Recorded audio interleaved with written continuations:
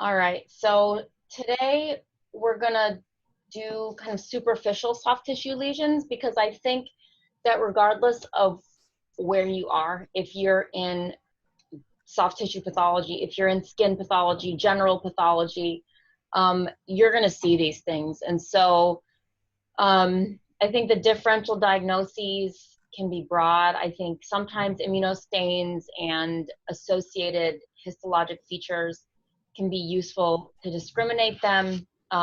So basically, sort of cutaneous spindle cell lesions. I did put, oh, just FYI, again, in the little attachments, I did put a few PDFs for cutaneous epithelioid and cutaneous spindle. So those should be there. I'll also share this path presenter, which has, more information with my PowerPoint slides. And I've been, oh, I think you saw, I've been putting these up on YouTube because I've had issues getting them on the M drive for whatever reason. So I'm just having a YouTube channel with all my videos. It's not private, but it's unlisted, so you can't find it if you search for it. But if you have the link, you can view it. I just put the link to it in the link section of the highlights email, so people can refer there if they need. Okay, thank you. All right, so we'll start with the first one. And so I think for the ones that I had pictures for, I wanted to show kind of the classic features. Even though we won't necessarily see them, sometimes the surgeons do show us, the clinical photos. So this is sort of a raised lesion with a little bit of kind of reddish discoloration, but generally pretty circumscribed, but certainly a little raised. Okay, so anybody who's brave, who is brave and wants to take over my screen and at least describe what they see in this? I can take it over if no one wants it. All right, I'm giving it to you, Christina. So all you have to do is take your mouse and go. Share. Uh-oh. Nope, don't share. Uh-oh, sorry. I think I did. I'm not very savvy with this. Just stop share. And all right.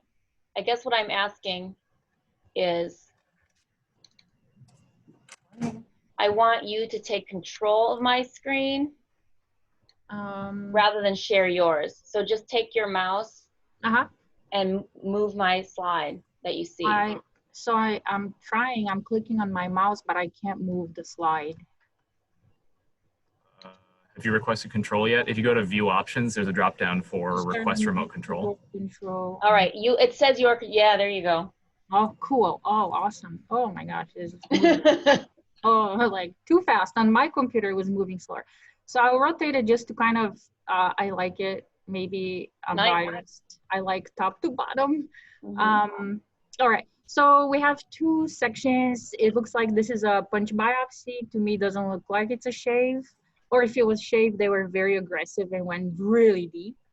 So I'm gonna kind of nothing in the box. There's nothing in the thoracic. There's nothing in the box. Cool. That's too fast. All right, just kind of like to look at this. We're looking at the skin. We have epidermis. It's not palm or sole, so it's not like thick skin. We're somewhere on like, I don't know, the rest of the body. We're looking at the epidermis and it looks abnormal to me. The rete ridges are flattened. I guess I'm kind of running along them. They look flattened and they're called kind of like when they flatten up, they're called table, like they resemble a tabletop. Then we are kind of looking at this more, I don't know, can I call it amphiphilic? Because it's kind of like pinkish, but it's bluish substance that's in the dermis right here. And should I tell you anything else? Let's see. maybe let's just go in, because maybe those are little clues that can help us find in the diagnosis. Sometimes you can look if the basal cell layer is hyperpigmented. That can be a clue to the diagnosis. And then you can look at kind of this border. It's called something Grenzen zone, but that may not be like, it's not specific to the diagnosis actually. So I just go out a little bit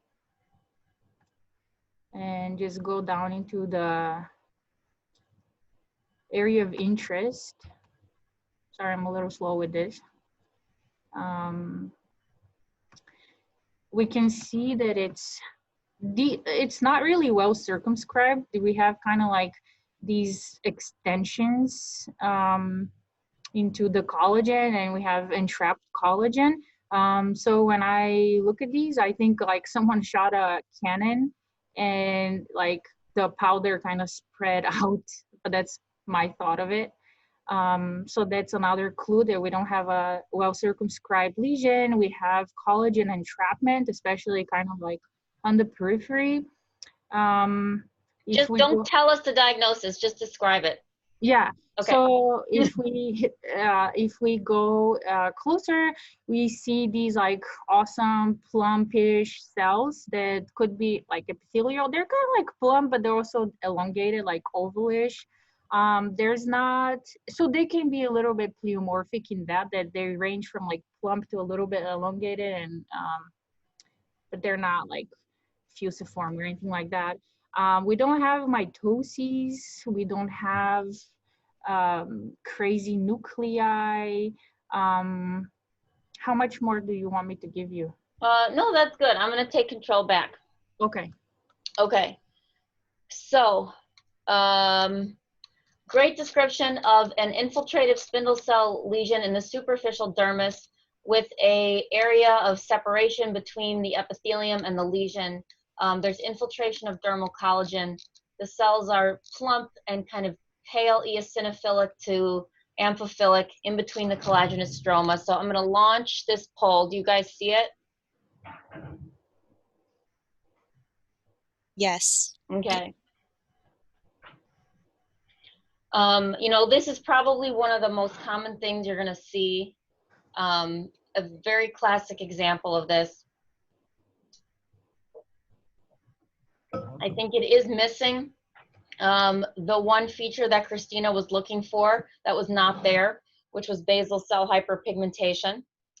And I'm gonna, most of you voted, so in fact, yes, this is a dermatofibroma. And so, sorry, so DF, right, or fibrous histiocytoma. So those of you who didn't answer fibrous histiocytoma, or no one did, both are the same term for this lesion. So dermatofibroma, fibrous histiocytoma are identical terms. Usually they appear slightly dark because of that basal hyperpigmentation. Usually they are raised, right, because they fill the dermis and push the skin up.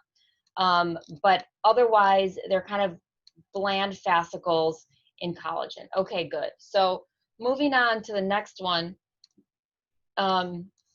I wanted to show you, I'll drive this one, a similar yet different case. So this is obviously much larger, yes? It's pushing up the epithelium.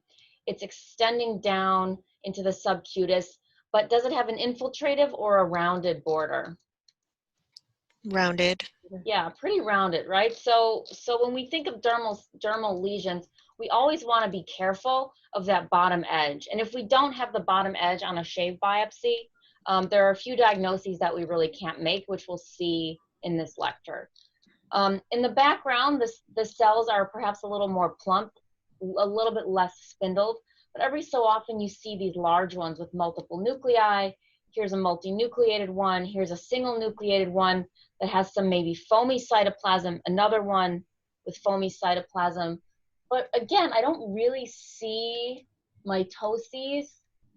I see these atypical giant cells some of them with foamy cytoplasm. So does anybody know the diagnosis of this?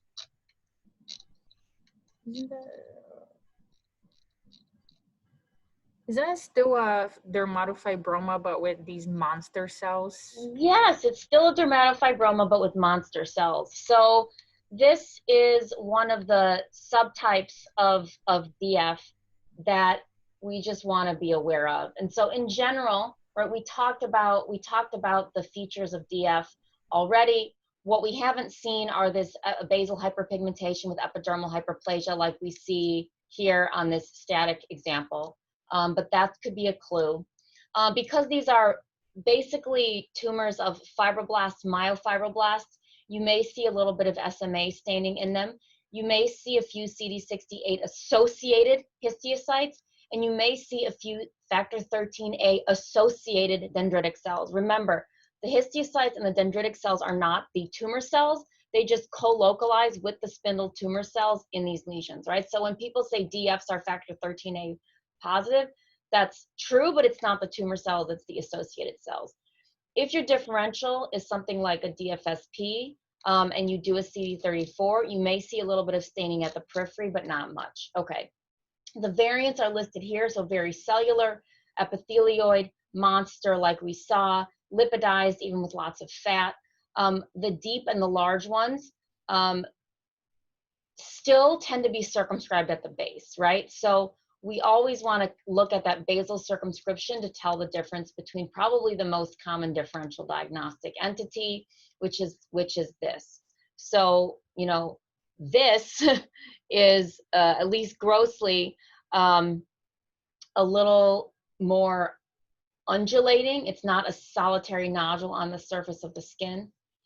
And here's what a shave biopsy of this lesion might look like. Does anybody else want to take over and describe, or should I keep going? I can go. I mean, I can try. Who's that? Faiza. What? Is my voice too faint? Oh, no, I hear you. All right, Okay. go. So we again have a skin biopsy, and it also looks like a punch biopsy to me. It could be shave as well. It's a very wide base.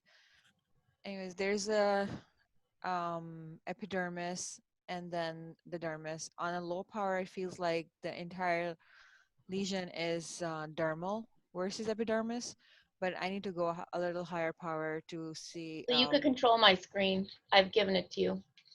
Oh. How? Okay. Oh, it is working. Okay. And then if I go higher power, okay. I still feel like there's very hypercellular dermal lesion with these like sort of tapered cells, very diffuse, is not forming any nodular structure. So, and oh, sorry, I'm not used to it's very slow. By the time I figure out which power I have to You want me to take it back? Yeah, I mean, yeah. Okay, and you just describe it. Yeah. Okay. All right. So.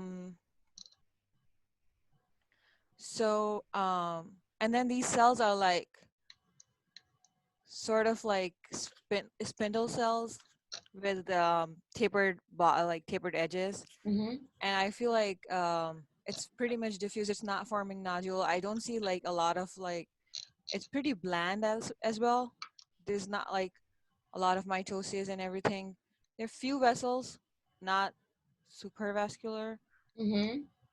And the stroma is a little bit bluish, like so. And what would you say? Ooh, what would you say? So I have a few people in the comments saying voting for shave biopsy, which I think is true. So it's very long and flat rather than narrow and deep. So shave instead. Yep. We have hypercellularity. what one word would you use to describe this pattern? So you can say it, or yes. Yeah, so, story form. Yeah. story form, exactly. So Yeah. it's, some people say like shag carpet or something, or storiform, where like it's these intersecting fascicles that kind of like, see, this is where video comes in handy, where you like go Yeah, like that's why. the things go intersecting together. Exactly. And so I'm going to poll 2. What if you are debating between various cutaneous spindle cell lesions, this one being hypercellular, this one being storiform, this one not really having any, coming almost right up to the surface, but I don't see any thing in the epithelium that would make me Yeah. suggest that it's coming from the epithelium, right? Yeah. So what immunostain is probably going to be most helpful in this diagnosis, and then we'll talk about what the diagnosis is. So half of you have voted. Ooh, I have to, there we go. It's a little bit better. Okay. School of fish. That's, oh, like if they're all swimming in different directions in the same spot. All right, 76% of you voted. So a few of you said either S100 or factor 13A or SMA. 60% of you said CD34, right? So essentially the diagnostic immunostain in this case is going to be CD34. And so those of you who said CD34, what did you think the diagnosis was? DFSP. DFSP, which stands for? Dermatofibrosarcoma protuberans. Dermatofibrosarcoma protuberans, right. And so those of you who were saying S100, what were you guys thinking? Maybe a nerve sheath tumor because of the kind of pointy nuclei. So that's always reasonable to exclude in cases like this. Factor 13A, again, if this were a dermatofibroma, you might expect those dendritic cells, but you can still occasionally get a couple factor 13A associated dendritic cells in dermatofibroma. So that might, in DFSP. So that might not be 100% clear. SMA probably won't be as strong as CD34. So in any fibrohistiocytic, fibroblastic, myofibroblastic, you have the risk of a little bit of SMA because of the fibroblast, myofibroblast lineage, or differentiation, I should say. But really, CD34 is going to be key. And so diffuse strong CD34 in dermatofibrosarcoma protuberans is going to be the essential. The one thing I wanted to show you on the next slide, because sometimes you're going to get this as a shave, right? You're going to have to make the diagnosis on a shave or a punch, and then these things get resected. And they get resected because of their propensity to invade locally and be infiltrative. And so does anybody want to tell me what name, the way that the DFSPs infiltrate fat, what's the name that this has been given? Honeycomb, yes. So it kind of separates the fat into this like honeycomb pattern. And so if you get a deep enough biopsy, you may see this honeycomb infiltration of fat. If you only get a hint of the subcutis, you might only see a few fat cells, right? You might only see a few fat cells, but really a DF shouldn't in any significant capacity infiltrate the fat cells like this. If you're splaying apart fat cells, really think hard about DFSP and do your CD34. The other pattern that I want you to be mindful of in DFSP is what architecture am I showing more right here? It's not quite as storiform. Like herringbone. Yes, like long fascicles or like herringbone, right? So what is these long fascicles or the so-called herringbone pattern imply? Almost like a lyo kind of component, or a Okay, low-grade sarcoma. So you're starting to have a different morphology that's maybe resembling some other spindle cell sarcoma.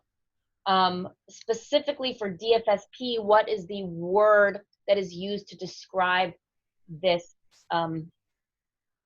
process. Like a fibrosarcoma? Right, exactly. So, Transformation.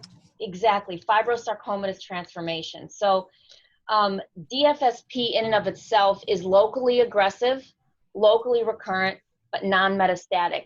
Things to be careful for in DFSPs is this long, fasciculated, or so-called herringbone-like pattern. Usually it's hypercellular compared to the surrounding DFSP, but it doesn't always have to be. You start to get increased mitoses, and I'm not sure if we have them here, so this might be getting there, but might be on the verge. And the other thing that the fibrosarcomatous transformed part of DFSP does, what's the third thing? So hypercellularity, fascicles, mitoses, I guess the fourth thing. Necrosis. Sometimes, but more often, loss of CD34, okay? So yes, I guess technically you could tack on necrosis as a fifth thing, but really once you start to see these long fascicles, if you see loss of CD34, don't be surprised. That's actually helpful. That's helpful for you to suggest fibrosarcomatous transformation. Why do we care? What are these going to do?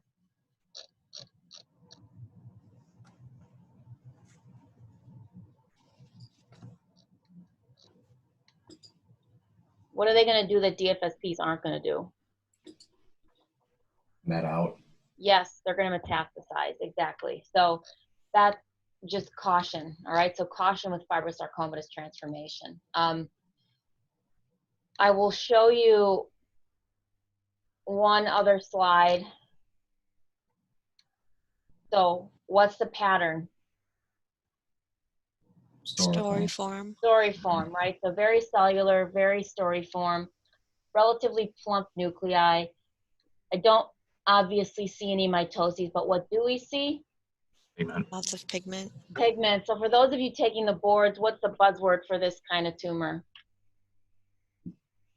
Bednar tumor? Yeah, in the name, but Yeah. Exactly. So somebody type it in the chat. So Bednar tumor is pigmented DFSP. Exactly. So, you know, we like to give eponyms, but they only mean so much unless you actually know what they look like, right? So Bednar tumor is pigmented DFSP. I thought this was a pretty nice example. It's just basically pigment incontinence within histiocytes in the tumor. Okay. So here's my summary slide of DFSP. You may have a little bit of a reddish appearance growth, but you probably won't have nice circumscribed as you will with the DF. You have this diffuse storiform involvement of dermis and subcutis with so-called honeycomb infiltration of fat. Diffuse CD34, and the rearrangement here is the collagen PDGFB. So again, if it's a diagnostically difficult case with uncertainty in the CD34, et cetera, you can do this rearrangement. This rearrangement should persist into the fibrosarcomatous transformation. So here's the much more cellular, longer fasciculated fibrosarcomatous transformation of DFSP. You can get myxoid DFSP, in which it appears much more pale or bluish because of the myxoid material in the background. We talked about pigmented, we talked about that.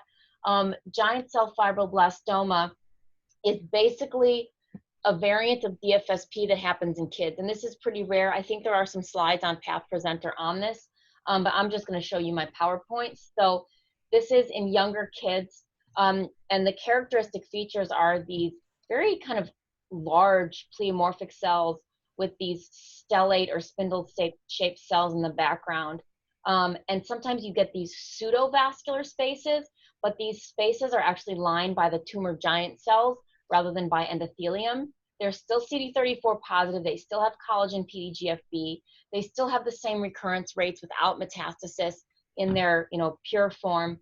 So just remember that this is not necessarily a high-grade malignancy in kids, but if you see something funny in the dermis with giant cells with pseudovascular spaces, think about giant cell fibroblastoma, i.e. variant of DFSP.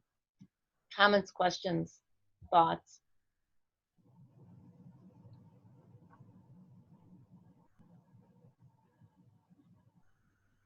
Okay. All right. So Can I ask here's you a the question? Sorry. Yep.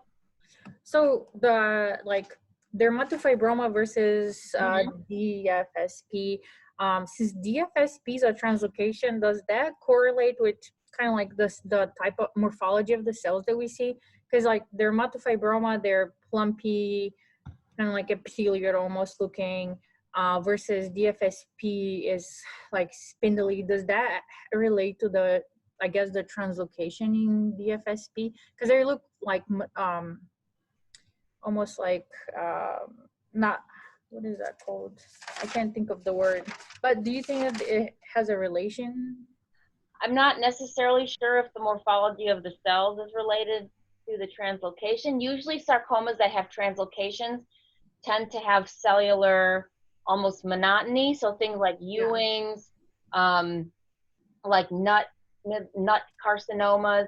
The translocation associated carcinomas tend to just be very monotonous in their cytomorphology. Whether that confers a similar monotony onto DFSP, I don't know, but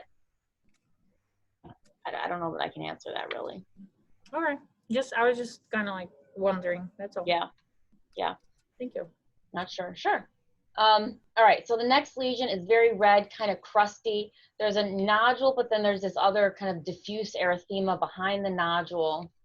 Okay. So already looks a little bit little scarier than before. So who wants to take control and describe what they see?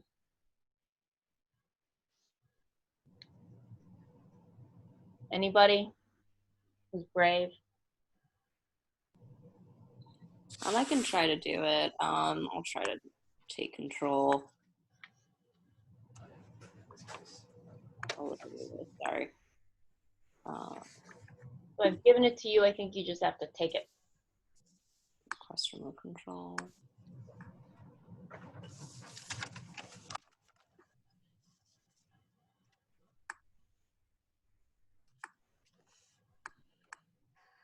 I don't know why it's not working for me. Okay, hold on. Approve. Go. Okay, here we go. I'm clicking. Okay, come on. There we go. There we go. Okay. Anyway, so I believe this is a shave biopsy. See the dermal zone. The dermis is being infiltrated by this. I think it's more epithelioid than spindled compared to our other cases. The nuclei are very hyperchromatic. I don't know if I see much in the way of mitosis so far, and extends all the way up to the. There's one. Oh, where is? To the right of the hair follicle. Oh, yeah, I see it. I see it now. Alrighty. And it kind of looks like it has like collagen fascicles maybe infiltrating through it too. See what else might be going on. Not really seeing much of a pattern, but I don't think this is like that patternless pattern sort of situation. I think it's just it's a very infiltrative lesion. We'll have to say I'm a little stumped here. What is going on? Oh, let me zoom back out. So at least what's your differential? Does it look like the other two we've seen? No, I wouldn't say. So I would take those out of the differential. Okay. So what's left? Or what can we add then?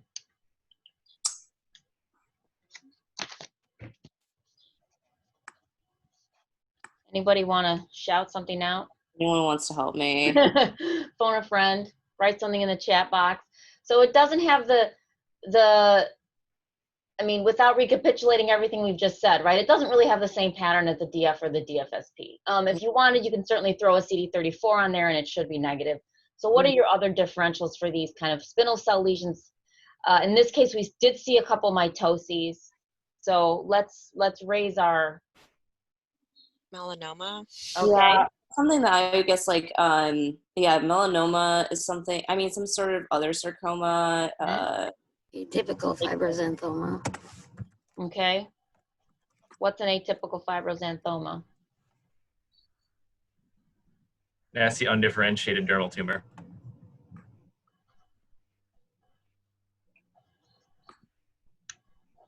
Okay, so we have spindle cell melanoma, we have some kind of sarcoma, we have atypical fibroxanthoma. What else? Give me one more thing on there. Maybe an MPNST. I don't know. I don't feel like the nuclei are that Mm-hmm. consistent with it, but I would throw an S100. But I guess that wouldn't really help between that and melanoma. But I don't.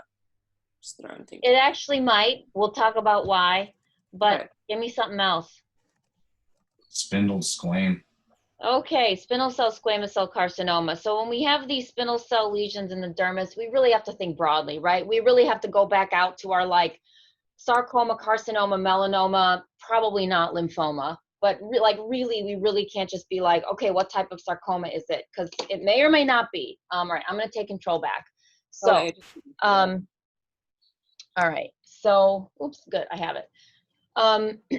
So when we think about spindle cell melanomas, right, we want to look up in the epidermis to see if there's any melanocytic proliferation. Here I don't really see it. The reason why S100, can anybody tell me, so slammed up against the epidermis, can anybody tell me why S100 may help you when differentiating spindle cell melanoma from MPNST, just in general? Which is going to be stronger, S100, melanoma or MPNST? Melanoma. Unless it's an epithelioid.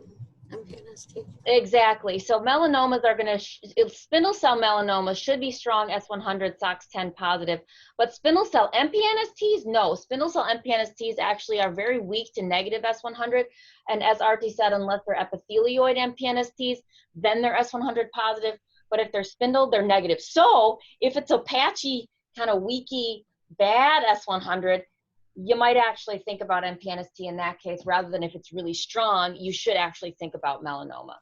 And so it is right up against the epidermis. Do we see any obvious epidermal dysplasia in the squamous sense? No, not really. Not great. There's a little bit of Mostly go ahead. preserved. Little atypia, but nothing that's obviously carcinoma in situ. So anybody want to tell me what they think this is? And you've said it already.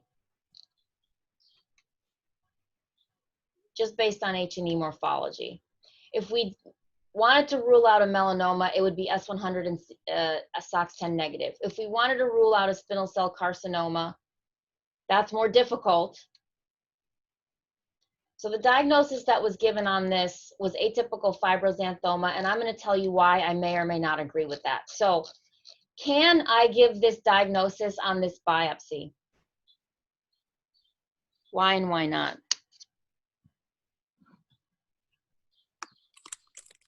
So what is an atypical fibroxanthoma? An atypical fibroxanthoma, Tim said, was an undifferentiated dermal tumor. I will clarify that a little bit deeper and say it is an unclassified dermal, well, either sarcoma or spindle cell carcinoma. I think the jury is still out.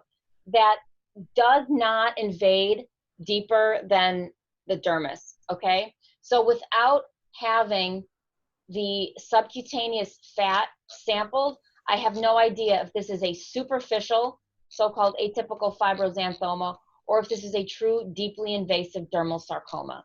So thing one, this is a spindle cell dermal malignancy, okay? It's hypercellular, it's mitotically active. Did you see the mitosis I was pointing out? There's another one.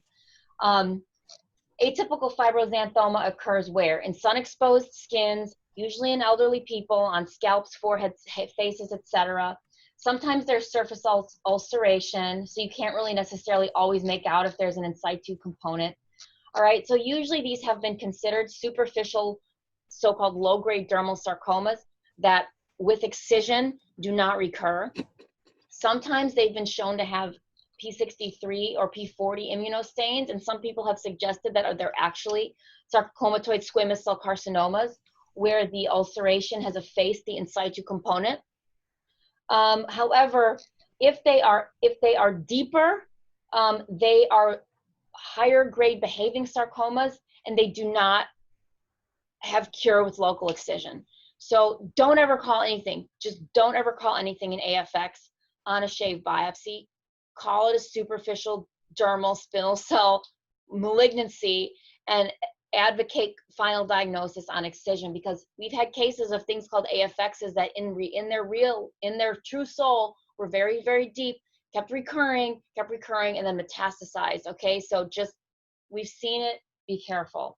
I want to show you another example of another so-called AFX.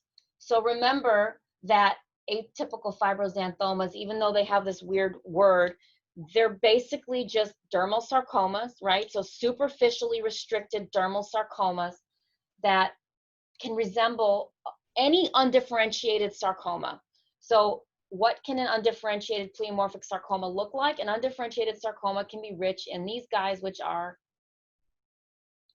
Giant cells. giant cells, right? So the lesional cells are these hyperchromatic mononuclear cells in the background with mitoses. Hopefully you can see my mouse pointing out the mitoses, the mitosis, right? But these giant cells are just bystanders. There's another couple mitotic cells in the spindle, in the lesional cells.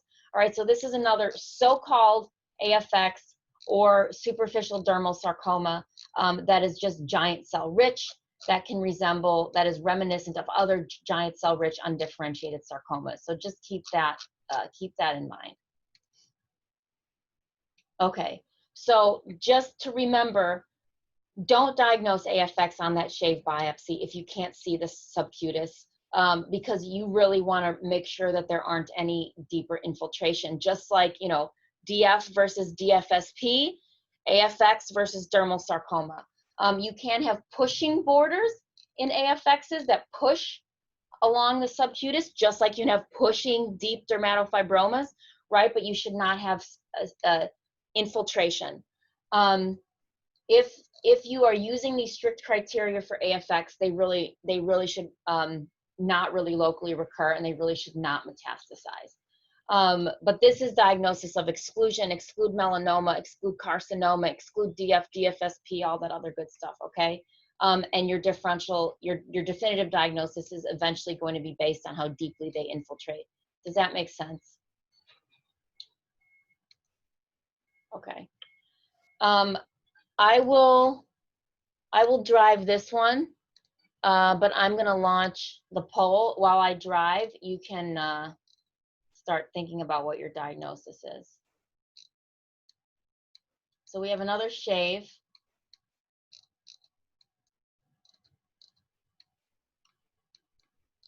Morphology of the cells is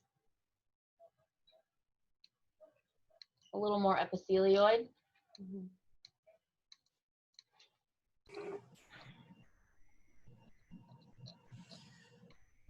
Yeah, some thoughts that I just had looking at this. I mean, the surface epithelium is ulcerated by this distinct kind of nodule in the papillary dermis, which the cytomorphology of the cells in that nodule at first glance might seem kind of unimpressive, but looking at higher power, I was able to find a few mitoses there. Something that's also, I don't know if this is a helpful feature or not, but there's a kind of prominent vascularity at the deep edge of this nodule. I don't think this is a vasoformative lesion. To be honest, of the choices that you've listed, based on the nuclear morphology and the kind of epithelioid appearance to them, and the, I don't want to say the clearing around the nuclei, because that's not a specific or reproducible feature, but I kind of favored this to be in the melanocyte family. You know, I would think this is melanoma of the choices that you listed. And I think actually, now that I'm looking, I do see a little bit of focal pigment. Okay. And it looks darker than hemosiderin, so. Yeah. So I'm pointing out the features to you in the epidermis here that I think are helpful, right? So yes, it's a plump epithelioid. So now everybody's got melanoma. All right, and polling. So you know, when you don't know, look around, right? Please always don't forget to look around. So you see these cells in the epidermis that are percolating upward through the epidermis, that have dark nuclei and paranuclear halos that may be melanocytes. All right, and what do we call this spread of these atypical cells up in the epidermis? Pagetoid, exactly. So this is pagetoid spread up through the epidermis. This is an amazing clue that this is melanoma, right? So not only do you see these clustered, atypical, hyperchromatic, cleared out cells in the sort of lower levels of the epidermis, you also see them percolating up, or in this case, down towards the surface. And that should be an amazing clue for this to be melanoma, right? So remember, melanoma is the great masquerader. Like syphilis, it can look like anything. It can look epithelioid, it can look spindled, it can look myxoid, it can look, you know, foamy, it can look almost anything. And that's why I don't sign these out. That's why Kraus does, because he's amazing, right? So, but we can at least get a clue, right? We can get a clue from these atypical things in the surface what we're dealing with. And so in this case, of course, S100 and SOX10 should help you. Here, oh, here's excellent. Look at this giant ugly thing right up there. And so it's not nice, diffuse, organized dysplasia like we'd expect for keratinocyte dysplasia, right? But this is melanoma, at least the in situ component, with these scattered cells amongst the keratinocytes, which the keratinocytes are otherwise normal, okay? So I'm going to launch the same poll for the next case while I drive.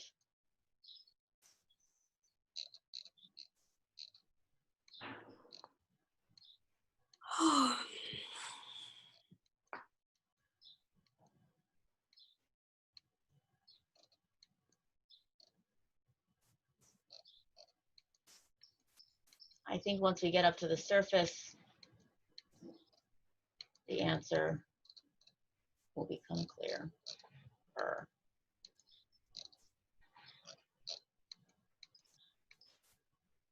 3 measly votes. They're all correct though. You guys can't see who voted, right? You can just vote. No, we just see well, we don't see anything until you reveal the results to us, Right. but when you do, we just see the percent. Got it. Okay. All right, so it's not always this easy, right? It's not always this easy. In contrast to the case before, where we had those single scattered atypical cells throughout, here we have sort of even sheets of blue cells throughout the epidermis, with some mitoses, with some, there was some nice, I saw it somewhere over here, perhaps some abnormal keratinization. And, you know, it doesn't show me, these votes are anonymous, so don't worry. Doesn't show me who you are. So end and share. So yeah, so this is a spindle cell carcinoma. So you don't always get this beautiful surface squamous dysplasia as you do in this case. This is quite marked. If you do, inevitably, this is a squamous cell carcinoma. Don't get fooled by the paucicellularity, but realize that there's something abnormal going on in the dermis. Realize that there's a myxoid stroma, perhaps a little bit of solar elastosis if we are in the skin. I'm not sure if we're in the, oh, I don't see any adnexate. We may be in a, oh, maybe there. Yeah, there's an adnexal. All right, so we are in a skin as opposed to a mucosal site. And these cords, right, these cords infiltrating the myxoid background are all the spindle carcinomatous cells. So just remember that spindle cell squamous cell carcinoma can happen in skin and in mucosal sites. It often ulcerates the surface, just like the melanoma did. So your in situ component may go away. What are the best immunostains that you might want to do for these?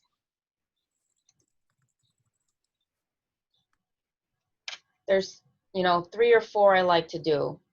2 nuclear, well, at least 1 nuclear and 1 cytoplasmic. Give me 1 of each. P40. P40 or P63, and then what keratin is more specific for squame? CK56. 5-6, yeah. Right, so some kind of high molecular weight keratin, so either just a broad high molecular weight keratin or CK56. So in some cases, you might find those to be positive. In other cases, you might not. Your best, if those are negative or patchy or weak, right, your best look is going to be any sort of dysplasia in the epidermis. And so that's sometimes why AFX can be very difficult to distinguish between a spindle cell carcinoma, because of the loss of the P40, P63, and because of the ulceration at the surface, okay? Does that all make sense? All right, so here's another example of, I think this was the same diagnosis. Let's see if we can find any good dysplasia at the edge. Certainly we see a very large spindled lesion occupying. Yep, without any obvious surface dysplasia here. Path presenter at least called this a spindle cell squamous cell carcinoma, so there may have been some positivity for those immunostains in here, but you know, just be mindful that the ulceration can be severe and can efface any surface involvement. So you're going to want to know things like, was there sun exposure in the patient? Were there other cutaneous squames? If it's a mucosal lesion, is there smoking, drinking, etc.? Use everything that you can. All right. So the next case, all right, I'm going to drive this one unless somebody wants to. Anybody want to take this one over? I haven't really had a chance to preview it, but if you want someone blind at the wheel. Sure, blindly do it. I've right. given it to you. All right, thanks. Okay, so just backing out here. This will, I see why everyone else was mumbling and grumbling about the controls now. So looks like a punch biopsy, maybe kind of a generous one. We have, I'm gonna start with the top down. I have no idea what this is, so I'm just going to go systematic approach here. Yep. We've got a surface epidermis that's kind of unremarkable. It's rather thin. Looks like we're on a side of thin skin, somewhere on the trunk or extremities maybe. The reticular dermis is kind of bland. There's not a lot going on there. And then we have a somewhat busier reticular dermis, which is filled with a lot of this thick, ropey collagen, and kind of intersperses a lot of inflammatory cells, but, oh God, please move. Please move. Okay. Actually, it's altogether stopped accepting my inputs. So. Okay. Sorry. No, it's okay. I'm looking. I also have the slide up on my secondary display here, so I'll kind of just describe more of what I'm seeing. Sure, sure. But I mean, the impression is that this is some sort of very sort of densely sclerotic lesion. There's a kind of blanking on what this could be here. It's super bland, it's super sclerotic. Again, I'm seeing a lot of interspersed inflammatory cells. There's some of these fatter vessels that I'm seeing here. These are vessels.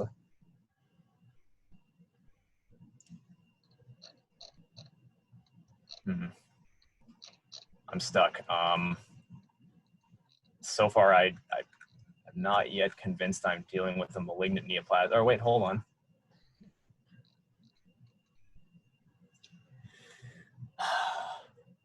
I'm pretty stumped, guys. All right, give him a phone a friend. Tough. It's tough, right? Because the lesional cells are kind of tricky. They're tricky. What are they? What are they? I'm trying to point them out to you, though. And I think at least in some areas like this, perhaps they become a little more clear. Like, should we see these really plump, hobnailed cells in these what I thought were vascular spaces? Yeah, good, good. So plump, kind of hobnailed cells, sort of trying to form vascular spaces. A couple people said vessels, bad vessels, angiosarc, vascular lesion. Would you agree with any of that? I would agree with vasoformative. The degree of nuclear atypia is not quite, I'm getting a little echo here, is not quite what I would expect of angiosarcoma, but do you think that maybe like an epithelioid hemangioma with all the inflammation? So in a cutaneous site, an epithelioid hemangioma, I would argue that epithelioid hemangiomas tend to actually have more open kind of open nuclei with fine chromatin and small nucleoli and lots of inflammation, I would actually argue that these are quite angulated and hyperchromatic nuclei, a little more than what I would anticipate for a hemangioma. They're sort of protruding into the lumen in this hobnail way, which I wouldn't expect for an epithelioid hemangioma. Those are plump, but sort of, you know, smooth, right? Plump, but smooth. These things that poke into the lumen and are dark and angulated, I think is too much. Okay. So sometimes the findings of angiosarcoma, especially the cutaneous kind, can be subtle, but this is too much. So to me, this is too much. And so, you know, if you're in a radiated site like a breast, right, you could think about an atypical radiation-induced vascular lesion, which maybe over here that might be okay, where they get a little plump. But boy, once you start getting these really dark, angulated, enlarged, hyperchromatic nuclei that really poke into the lumen, this is a little too much even for an atypical vascular proliferation. So, you know, beware of angiosarc because it can be subtle. The cells can be almost hidden between the collagen and the inflammatory cells. And the nuclear features don't have to be wildly atypical for this to really be an invasive angiosarc rather than a, you know, a radiation-related atypical vascular proliferation. So let's say this I'm not entirely sure. You did point out that this was thin skin. So I don't know exactly the location of this, but let's assume that this were, I don't know, sun exposure related, like this wasn't a patient who had radiation for breast cancer or something. What, if this is a, what is your genetic, what are you looking for? Maybe I'm giving it away.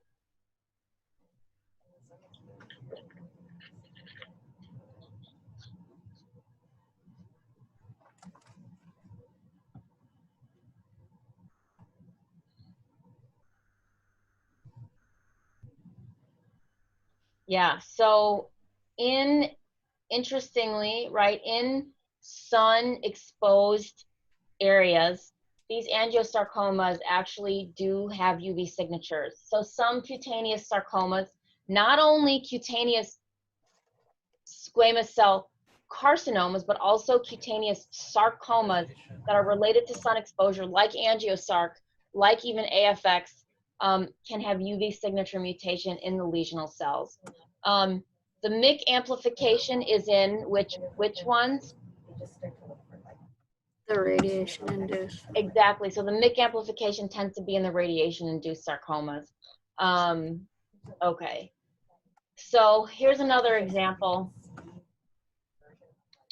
of perhaps a more floridly obvious cutaneous epithelioid vascular lesion where you have large vascular spaces with small papillary proliferations into the lumen, large nuclei. You have deeply invasive infiltrative growth. Remember, angiosarcomas tend to, you know, sort of cleft and infiltrate through deeply and widely. And because of that deep and wide infiltration, they can be very difficult to excise and often recur. So this is a nice inflamed but deeply pervasive cutaneous angiosarcoma. And then, not to belabor a point, but here's a third example of a more epithelioid, almost less vasoformative, but here and there you can see a vessel.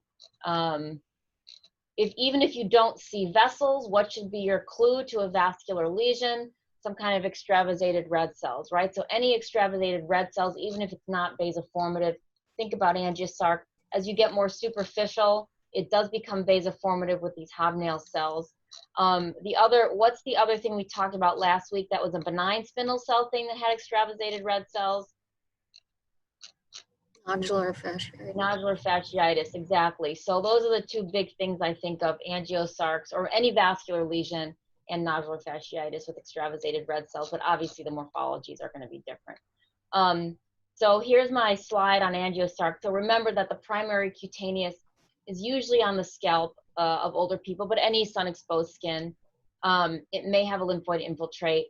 I should take out this no specific molecular. That's wrong. It's actually, we now know these have UV signatures.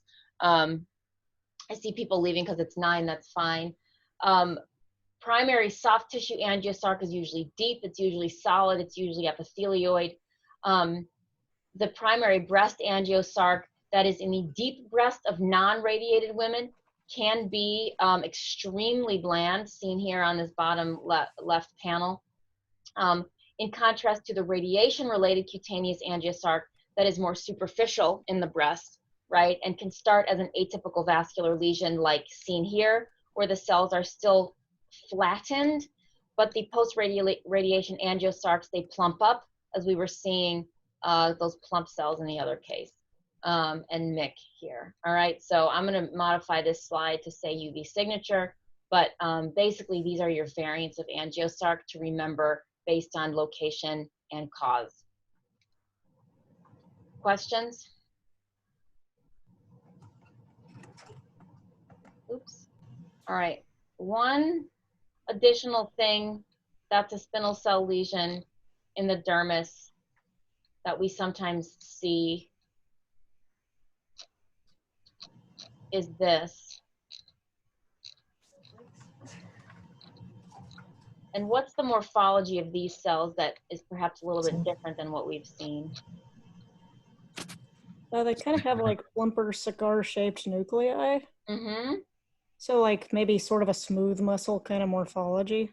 Exactly, exactly. So it can be subtle, but I agree that these are more ovoid cigar-shaped nuclei with pale eosinophilic cytoplasm that's much paler in contrast to the collagen. And I think that's sometimes a nice clue for smooth muscle lesions, is that they really are much paler than the background collagen, and so you can sort of pick them out in that manner.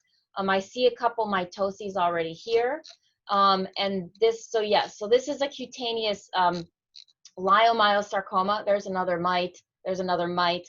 So obviously, in these well-differentiated ones, your SMAs, your Desmonds should be positive. And it's thought that these are either associated with or perhaps arising from the mesenchymal stem cells of the arrector pili muscles.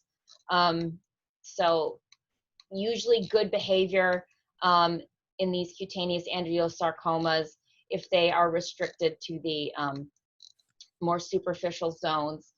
So these tend to be biologically low grade. Just so remember the lyos.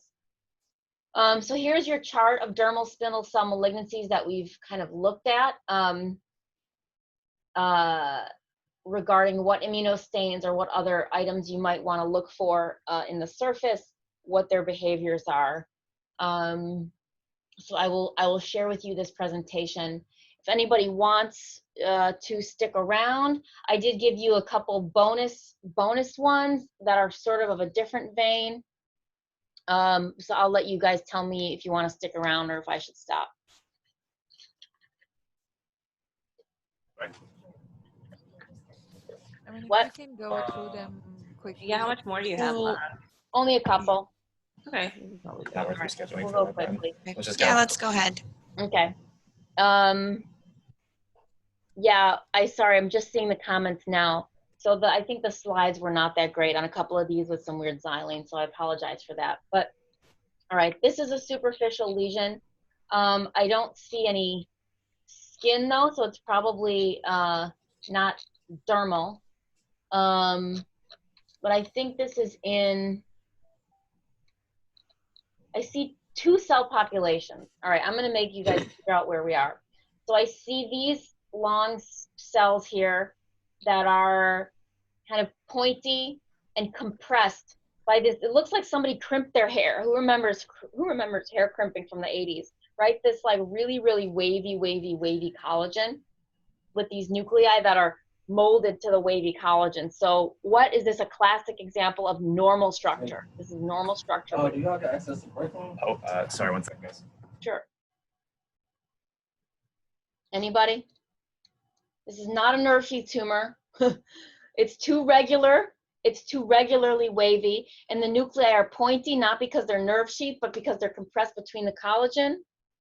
So this is like a tendon, right? This is just totally normal tendon. Burn this in your brain when this is it. This is normal tendon. All right, so we're a little deeper than skin, but we're in normal tendon, and we see this plump, paler spindle cell proliferation within the tendon that has these ovoid nuclei with small nucleoli, maybe not quite as cigar-y as smooth muscle, but still a bit paler than the surrounding tendon. So I know only sometimes we see this on surface, and sometimes people are lost as to what this is. Those of you who have seen it, do you know what it is? Dupuytren contracture, or a Palmer kind of fibromatosis. Exactly. So this is a superficial either palmar or plantar fibromatosis involving the palmar or the plantar tendons. But these are fibroblastic, myofibroblastic lesions that involve the tendon. You shouldn't see really mitoses. You should see these bland, pale spindle cells and fascicles with compressed blood vessels. That is in contrast to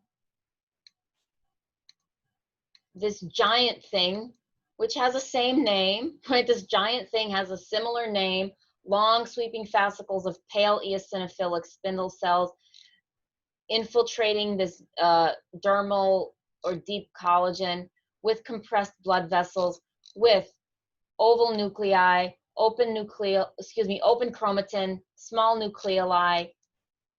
All right, so what's this? Not superficial fibromatosis, but deep fibromatosis or desmoid tumor, right? So the cells arguably are very, very similar. They both are oval to elongated with open chromatin, with pinpoint nucleoli, right? Those features are there. Those features are there, but this is superficial in the palms or soles. This is usually deep in the, what's the characteristic clinical of a desmoid tumor? FAP.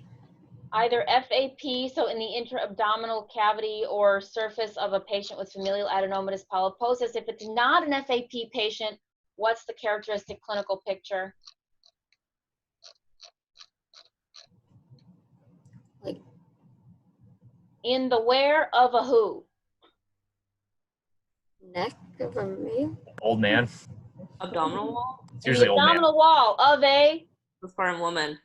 young gestational age or woman. Exactly. So so spindle cell lipoma, you're thinking about the neck of an old man, but deep desmoid tumor, you're actually thinking about the abdominal wall of a peripartum gestational age woman. Exactly. So these are deeply infiltrative, very difficult to get to excise, as you can see how deep they infiltrate. In FAP patients, they can be surface, they can be intra-abdominal, even encasing the visceral organs. And then I think this is the last one, just as a reminder, because I don't think we saw this beautiful, beautiful. You really only need to see one, no, just kidding. How do you describe this collagen? Possibly ropey. Ropey or thick and ropey. Yeah. So the name of the collagen is the name of this diagnosis. Keloidy? Keloid-like collagen, right? So why do we call it keloid-like? Because we see it in keloids. So this is thick and ropey. Unlike the collagen shredded carity of a neurofibroma, right, which is a little more delicate, this is thick and ropey with these spindle cells in the background. Yeah, so this is basically a keloid. Remember, keloids can be more cellular and can also resemble often the fibroblasts, myofibroblasts of a fibromatosis, these oval nuclei, fine nucleoli, right? But you kind of look around and you maybe see this keloid collagen, you find a history that the patient's had something excised in this spot before. So yeah, so this is just a keloid, but remember those cells in the background are fibroblasts, myofibroblasts, so they have that same phenotype, and that's it. Do you guys have questions, comments? Was that helpful? Do you like the format? What should we do next time? Format's great. Okay. Would keep the same format. Okay. Agreed. Okay, so thank you. My next thought for next Monday was, I don't know what Peter's going to be doing, but I was thinking either like small round blue cell-y or like epithelioid differential diagnosis. Epithelioid differential diagnosis. Epithelioid. Couple votes for epithelioid. Everyone else is silent. Honestly, I like probably both. Okay, fantastic. All right, we'll try for epithelioid. All right, thanks, guys. Thank you.